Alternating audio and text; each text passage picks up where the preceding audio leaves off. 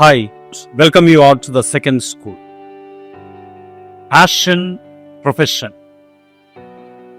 Both seems to be very tough to manage in life. కొంతమందికి ప్రొఫెషనే జీవితాంతం ఉంటుంది, కొంతమందికి ప్యాషనే జీవితాంతం ఉంటుంది. కానీ ఆ ప్యాషన్ని ప్రొఫెషన్గా మార్చుకునే వాళ్ళు కొంతమంది ఉంటారు, ప్రొఫెషన్ని ప్యాషన్గా మార్చుకునే వాళ్ళు కూడా ఇంకొంతమంది ఉంటారు.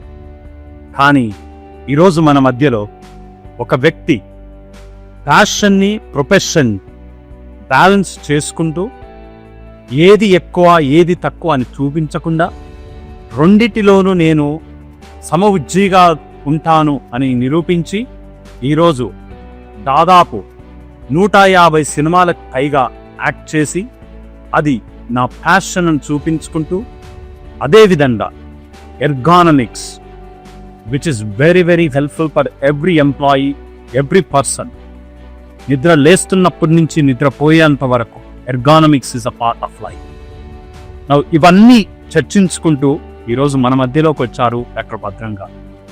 నమస్తే డాక్టర్ ఆనంద్ గారు. నైస్ మీటింగ్ యూ అండి.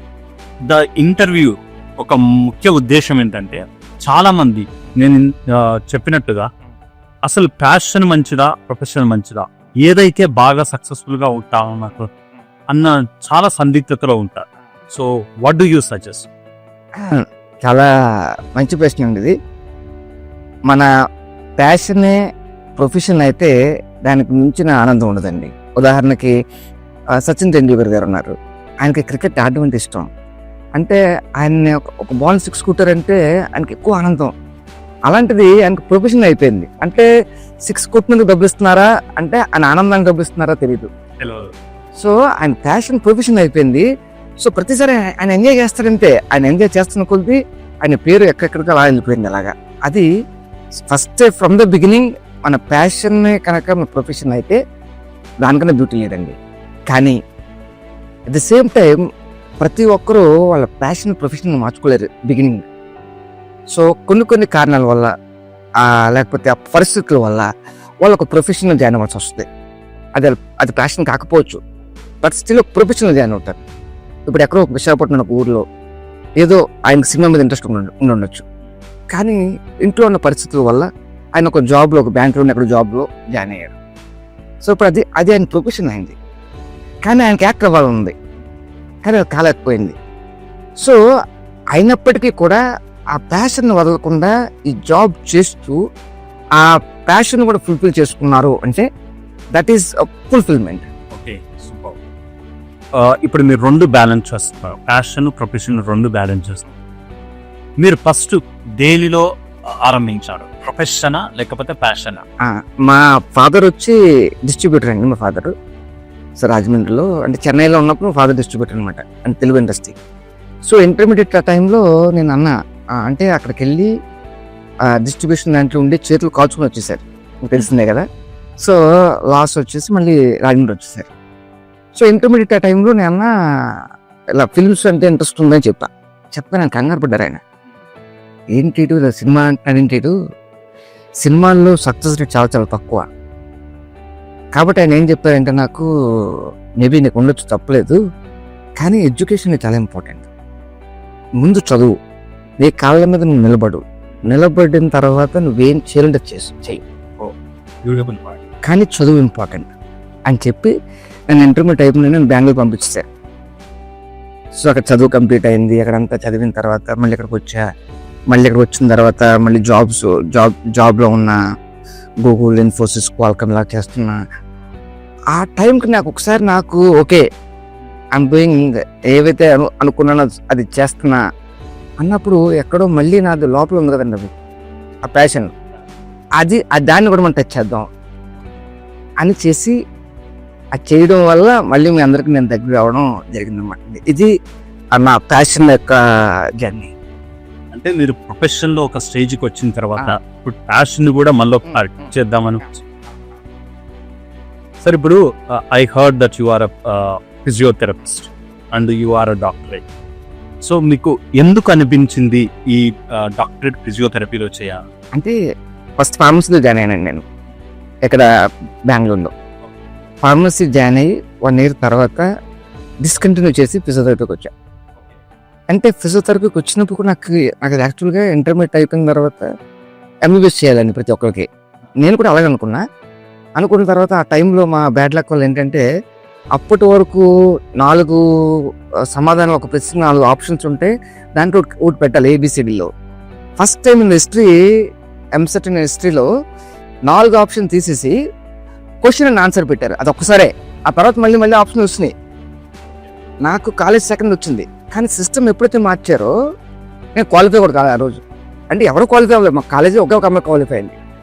ఓకే, సో ఎప్పుడైతే క్వాలిఫై కాలేదో మా ఇంట్లో అందరూ కాన్ఫిడెన్స్ తగ్గిపోయింది. నేనన్నా లాంగ్ టర్మ్కి వెళ్తా అన్న. మా ఫాదర్ నువ్వు క్వాలిఫై కాలేదు, మా అయితే క్వాలిఫై అవుతావు నెక్స్ట్, వద్దురా అని చెప్పి నన్ను బెంగళూరు తీసుకెళ్ళి జాయిన్ చేశారు. ఆ చిన్న డిసప్పాయింట్మెంట్లో ఉన్నాను నేను. ఏంటి ఒక ఎంబీబీఎస్కి ఎలా వెళ్ళాల్సిన లాంగ్ టర్మ్ తీసుకుని అలా చేయాలనుకున్నాను కదా. ఫాదర్ వచ్చేలాగా నేను బెంగళూరు జాయిన్ చేశాను. ఫార్మసీలో జాయిన్ చేశారు. యాక్చువల్గా ఫార్మసీ జాయిన్ చేయడం మా ఫాదర్కి ఏంటి, ఒక ఫార్మా ఇండస్ట్రీలో ఉండాలి, మనకు తెలిసిన వాళ్ళు కొన్ని కాంటాక్ట్స్ ఉన్నాయి, ఒక ఇండస్ట్రీ సెటప్ అని ఆయన ఆలోచనతో నేను ఫార్మసీ జాయిన్ చేశాను. నాకేం తెలీదు. నేనేమో నా చిన్నప్పుడు మైండ్ సెట్ ఎలా ఉంటుందంటే నేను ఏదో కావాలనుకున్నా అది రాలేదంటే చిన్న డిసప్పాయింట్మెంట్ వస్తుంది. అది అలా ఉన్నప్పుడు మా ఆక్స్ఫర్డ్ కాలేజ్ అని మాది బెంగళూరులో, చాలా పెద్ద కాలేజ్. దాంట్లో ఫిజియోథెరపీ అమ్మాయిలు అందరికన్నా టాప్ అనమాట. ఏంటి ఫిజియోథెరపీ అమ్మాయిలు అంత బాగున్నారంటే అప్పుడు ఫిజియోథెరపీ గురించి విన్నాం అసలు ఏంటి అని. అది ఇప్పుడు అన్నారు ఫిజియోథెరపీ అంటే ఏంటంటే ఎటువంటి మెడిసిన్ లేకుండా న్యాచురల్ వేస్తో ట్రీట్ చేసేది అనగానే ఏదో ఇంట్రెస్టింగ్ ఉంది కదా. అంటే దాని గురించి ఏమీ తెలియదు అసలు యాక్చువల్గా టు బి బ్రాంక్ అని అలా వెళ్ళాం. అలాగెళ్ళి దాంట్లో వచ్చేసి మళ్ళీ కాలేజ్ ఫస్ట్ రావడం జరిగింది. దాంట్లో అక్కడి నుంచి మళ్ళీ అందరినీ ట్రీట్ చేస్తున్నాం, మనం ట్రీట్మెంట్ చేస్తున్నాం, పెయిన్ కండిషన్ అన్ని ట్రీట్ చేస్తుంటే ఒక పాయింట్ ఆఫ్ టైంలో ఇప్పుడు పెయిన్ వచ్చిన వాళ్ళు అందరినీ ట్రీట్ చేస్తున్నాం. వాళ్ళు వచ్చినప్పుడు మనం కొన్ని టిప్స్ చెప్తున్నాం, ఇది ఇలా కదండి, ఇలా చేయాలండి, ఇలా కావాలి, ఇలా చేయాలండి.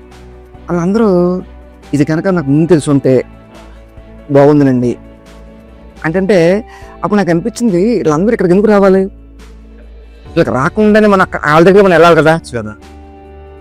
అక్కడి నుంచి నాకు ఎర్గనామిక్స్ మీద ఇంట్రెస్ట్ స్టార్ట్ అయింది. ఇప్పుడు చాలా మందికి బయట ఇండస్ట్రీలో కామన్ మ్యాన్ కి ఎకనామిక్స్ అంటే పెద్ద ఐడియా ఉంటుంది. అంటే స్టడీ ఆఫ్ వర్క్, మనం ప్రతిదానికి స్టడీ ఉంటుంది సార్, ప్రతిదానికి స్టడీ ఉంటుంది, ఫుడ్కి స్టడీ ఉంటుంది, అన్నిటికీ ఒక స్టడీ ఉంటుంది. అలాగే ఒక పని అంటే వర్క్ ఏదైనా సరే అవ్వచ్చు, ఆ పనిని సేఫ్గా కంఫర్టబుల్గా దాంట్లో తలెత్తే ప్రాబ్లమ్స్ రాకుండా తీసుకోవాల్సిన జాగ్రత్తలు వస్తే ఏం చేయాలి అనేది ఎర్గనామిక్స్ అండి. ఇప్పుడు మీ ప్రొఫెషన్లో మీరు చెప్పేటటువంటి టెక్నిక్స్ మీ ప్యాషన్లో ఏమైనా ఇంప్లిమెంట్ చేయగలుగుతున్నారు? 100% అండి. నేను షూట్లో ఉన్నప్పుడు అవుట్డోర్ అని ఉంటుంది. అవుట్డోర్ అంటే ఏంటంటే హైదరాబాద్లో కాకుండా పక్క ప్లేస్కి వెళ్ళి, పక్క ఊర్లోకి వెళ్ళి అక్కడ షూట్ చేయడం. ఒక 1 week 10 days అలా ఉంటుంది అనమాట. వెళ్ళినప్పుడు అవుట్డోర్ క్యాంప్స్ అన్నట్టు.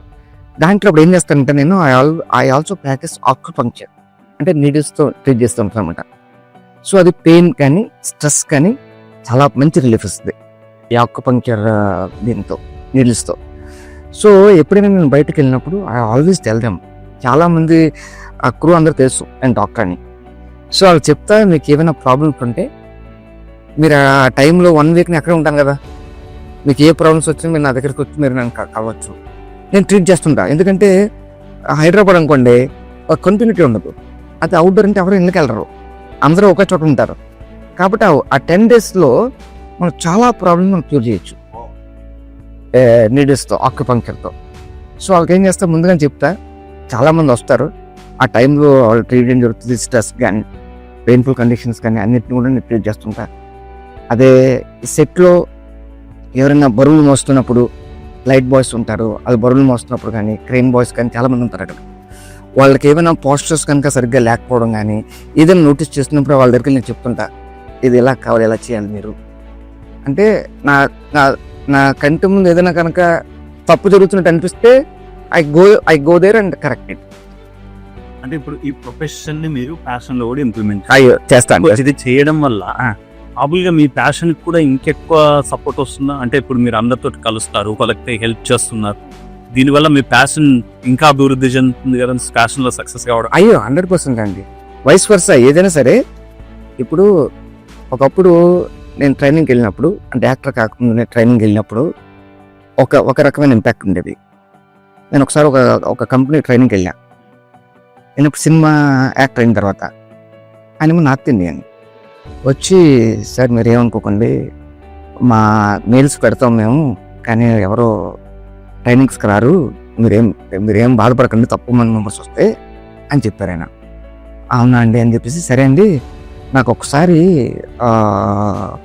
వర్క్ స్టేషన్కి నాకు ఒక వాక్ కావాలి, ట్రైనింగ్ ముందు నన్ను ఒకసారి వాక్ తీసుకెళ్ళండి, నన్ను లెట్ మీ అబ్జర్వ్, అసలు ఎలా కూర్చున్నారు ఏంటి అండి, ఐ వాంట్ టు నో అంటే తప్పకుండా అండి అని చెప్పేసి ఆయన నన్ను వాక్ తీసుకెళ్ళారు. వాక్ తీసుకెళ్ళిన తర్వాత అందరూ చూసి ఈయన ఎక్కడ చూసినట్టుంది, ఫస్ట్ అదే అనిపిస్తుంది, ఈయన ఎక్కడ చూసినట్టుంది అనిపిస్తుంది, ఈడ అని బయటలో చాలా వస్తుంటాయి. సో మొత్తం అన్నీ అలాగ అయిపోయిన తర్వాత హాఫ్ అన్ అవర్ తర్వాత ట్రైనింగ్ స్టార్ట్ చేశాను. టక్ జనం వస్తుంది, ఆయన ఇచ్చారు, ఏంటిది మందేనా, ఎంతమంది వస్తున్నారు ఏంటి అని చెప్పేసి ఆయనకు చిన్న దాంట్లో ఉన్నారు. సెషన్ అంతా అయిపోయిన తర్వాత finally came to know that I am an actor. ఏమండి నాకు మీరు యాక్టర్ అని తెలీదు, యాక్టర్ అని తెలిస్తే నేను అసలు ఫోటో తీసి మొత్తం పెడతాను, అసలు అట్లీస్ట్ మెయిల్స్లోనైనా సరే మీరు ఫోటో పెడితే వద్దురేమో, నాకు తెలియదు మీరు యాక్టర్ అని, సారీ అండి అంటే.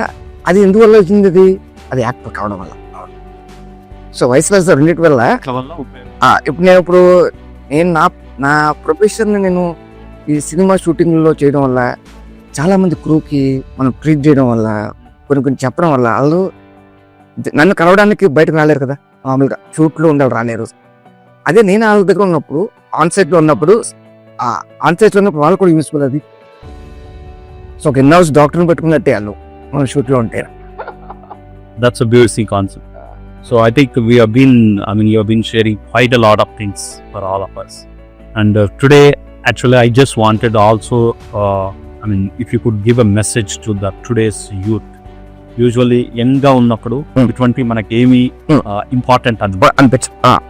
So, what is the message that you can give to the youngsters today or the working employees in terms of how do they manage their passion and profession? Maybe how the passion can help their profession and profession can help their passion. So would you mind giving some message? ఇది it all comes with clarity అండి. నాకు అనిపించింది అంటే, వాళ్ళకి ఏం కావాలి మనం అనుకుంటుంటారు కదా, ముందు నీకు ఏం కావాలని రాసుకో, దాన్ని ఎక్కువసార్లు అనుకో. దేవుణ్ణి కోరుకోవడం అంటే, నా ఉద్దేశం ప్రేయర్ అంటే, దేవుడు కనిపించినప్పుడు మనం కోరుకుంటాం. ఏం కోరుకుంటాం, మనం ఏం అవ్వాలో కోరుకుంటాం. అది ఎవరో చెప్తున్నట్టు, దేవుడికి కదా నీకు చెప్తున్నట్టు. నేను అంత ఎలా అవ్వాలి, నేను ఎలా అవ్వాలి, ఆ ఎన్నిసార్లు అయితే నువ్వు అనుకుంటావో అదే నువ్వు అవుతావు. కరెక్ట్, అదే నువ్వు అవుతావు. సో ఫస్ట్ మనకేం కావాలి, ఆ క్లారిటీ మనకు ఏం కావాలో వచ్చినప్పుడు దాన్ని పదే అదే అనుకో. ఎందుకు అవ్వము మనం? Definitely I think it's possible. So అది కావాలి. ఇప్పుడు నెక్స్ట్ మన ఫ్యూచర్, ఇప్పుడు మనం ఒక ఫీల్డ్లో ఉన్నామంటే ఫ్యూచర్లో మన సీనియర్స్ దగ్గర నుంచి వాళ్ళు ఏ ప్రాబ్లమ్స్ అంటే, మన మామూలుగా ఒక సేయింగ్ ఉందండి ఒకటి, అంటే మనం చాలా వరకు అబ్జర్వేషన్లో ఏం చేయాలి ఏం చేయకూడదు, మనం ఏది చూసినా నేర్చుకోవచ్చు అంట.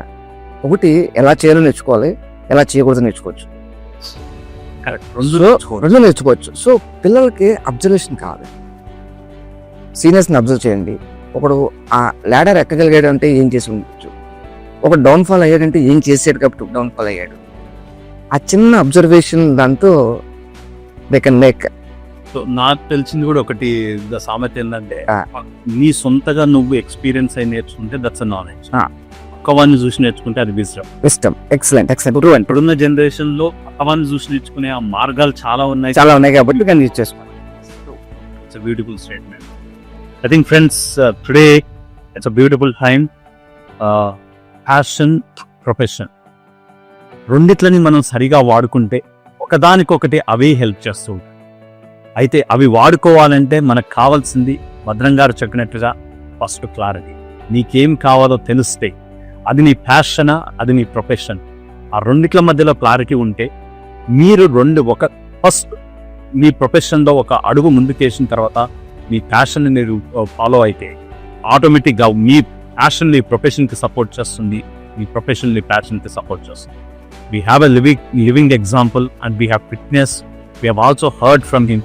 ఐ థింక్ ఇంతకన్నా మించిన ఎగ్జాంపుల్స్ ఇంకేమీ అవసరం లేదనుకుంటూ మీ అందరికీ మరి ఒకసారి ధన్యవాదాలు తెలుపుకుంటూ, మీరు మీ జీవితంలో మీ ప్యాషన్లోను మీ ప్రొఫెషన్లోనూ సక్సెస్ కావాలని కోరుకుంటూ మీ అందరికీ ధన్యవాదాలు. Thank you once again. I would like to add one more point. Doctor Anand గారు, మీరు స్టార్ట్ చేసిన సెకండ్ స్కూల్ అనేది రియల్లీ చాలా గొప్ప ఇన్నోవేటివ్ కాన్సెప్ట్ అండి.